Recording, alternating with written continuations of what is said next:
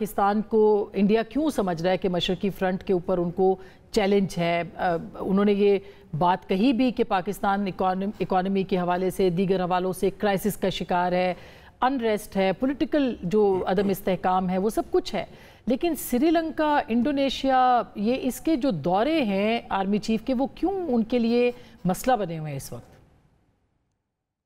देखिए ये हमें अप्रिशिएट करना चाहिए सबसे पहले, या ऑब्वियसली मायूसी ज़ाहिर करना चाहिए कि हम जो सार्क के मुल्क हुआ करते थे किसी ज़माने में, इंडिया, पाकिस्तान, बांग्लादेश, श्रीलंका, भूटान, ये सारे मुल्क थे।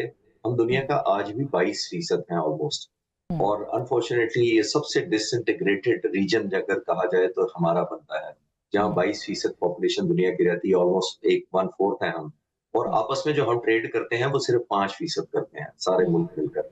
और अब कल ही मैं यहाँ पे मैंने एक लेक्चर दिया एक होटल में, कोई पाकिस्तानियों ने अरेंज किया हुआ था एक मेरा लेक्चर इसी तरह जो जंग के ऊपर। तो उसमें एक सवाल यही आया था और उसमें इंडियंस भी थे इंटरेस्टिंगली। तो वो जब पूछते हैं इनफॉर्मली कि जी अब क्यों मसला है, तो मैं उनसे कहता हूँ यार आप मुझे बता दें कि इस रीजन में अगर आपस में ट्रेड नहीं हो रहा और 5% सिर्फ हो रहा है, तो वो पाकिस्तान, भूटान, नेपाल, बांग्लादेश, श्रीलंका की वजह से नहीं हो रहा है या इंडिया की वजह से नहीं? हिंदुस्तान बड़ा मुल्क है, उसको जॉइंटली लेके चलना चाहिए। अगर हम बाकी अफ्रीका और बाकी लोग अपने से कई गुना ज्यादा ट्रेड करते हैं। अब हो ये रहा है कि इंडिया क्योंकि आइसोलेटेड फील कर रहा है और हो रहा है, ऑलमोस्ट आपको विजिबल हो गया है अमेरिका की नजर में, यूरोप की नजर में।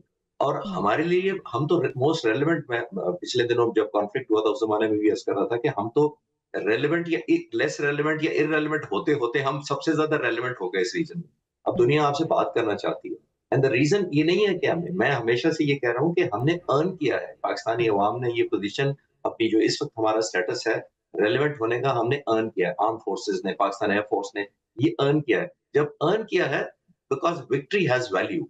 आपने जीते तो दुनिया आपको वैल्यू करना शुरू हो गई है, चाहे वो इंडोनेशिया हो। आपने नोट किया होगा बहुत सारे तुर्क ब्रदर हमारे पास आए हैं और आना चाहते हैं, मुझे कंफर्म है कि बहुत सारे मुल्क आना चाहते हैं। तो ये बेस्ट टाइम है to capitalise in our favour. ये तो मैं ट्रूली अप्रिशिएट करूंगा कि अगर इस वक्त हम कनेक्ट करें। बांग्लादेश ऑब्वियसली आपने फ्रस्ट्रेशन एलिमेंट देख लिया, जो कंफर्ट लेवल उनका हिंदुस्तान के साथ पहले था और अब बिल्कुल नहीं रहा। नहीं है। तो हमें इसको एडवांटेज है, हम रेलिवेंट हुए हैं, लोग हमसे सीखना भी चाहते हैं। सो मच सो कि मुझे एयरफोर्स का पता है कि बहुत सारे मुल्क हमें अप्रोच कर रहे हैं ट्रेनिंग के सिलसिले में, कोलैबोरेशन के सिलसिले में, टेक्नोलॉजी ट्रांसफर के सिलसिले में। तो ये बेस्ट टाइम है। इंडिया जो इस वक्त अपने किए की वजह से आइसोलेट हुआ है, इसको कंटिन्यू हम करें। जितने नेबरिंग कंट्री हैं, मैं खुद इंस्ट्रक्टर रहा हूँ बांग्लादेशी, श्रीलंकन स्टूडेंट्स का, कैडेट्स का फ्लाइंग के दिनों में। तो एक बहुत बड़ी गुडविल क्रिएट होती है। वो ठीक हमें बात है। अंडरस्टैंड करते हैं जब आप एक कोलैबोरेट करते हैं, ट्रेनिंग करते हैं। तो ये तो आइडियल अपॉर्चुनिटी है कि हम वैल्यू को कन्वर्ट करें into friendship, better understanding between the और आर्म्ड उसके साथ फोर्सेस फिर and the people defence of those trade भी, कंट्रीज। मतलब जी पाकिस्तान एब्सोल्युटली। एयरफोर्स ने इतनी ट्रेड की है